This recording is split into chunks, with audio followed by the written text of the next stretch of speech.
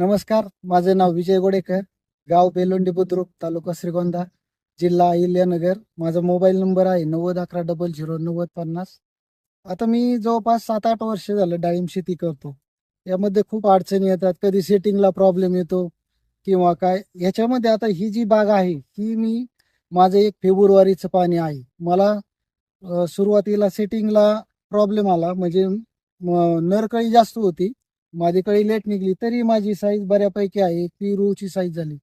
मी आपलं plant biotics कंपनीचं जे प्रॉडक्ट आहे फ्रूटअप, तर याचा डोस घेतल्यानंतर मला डाळिंबामध्ये जो कडकपणा आहे, तर ते फळ मला असं लुसलुशीत जाणवलं. कारण आता टेम्परेचर जर पाहिलं तर सरासरी 40 ते 42 डिग्री टेम्परेचर आहे.